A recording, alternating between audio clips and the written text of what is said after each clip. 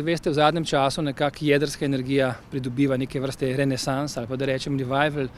jedrske energije, ne samo v Evropski uniji, tudi seveda v Sloveniji, kjer jo poznamo oziroma z njo živimo, sploh to lokalno prebivalstvo z njo živi preko 40 let, dokazuje se kot zanesljiva, varna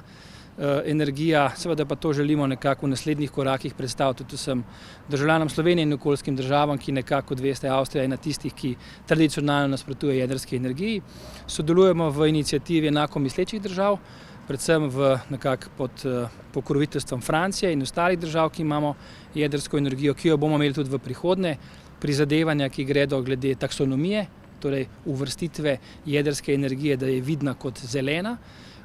Potem pa seveda v izobraževalni sistem smo se pogovarjali z kolegi iz Elektroinštituta Milan Vidmar in Inštituta Jožef Stefan, se pravi, potrebovali bomo ali pa popularizirali vlogo študija, če rečem jedrskega, da bo to neke vrste prihodnost naslednjih 60 let, zagotovo. Če bomo šli v drugi blok, predvsem pa z prvim blokom podaljšanjem življenjske dobe nekako te stvari naslovili in pa seveda z kolegom iz HSE-ja naslovili vprašanje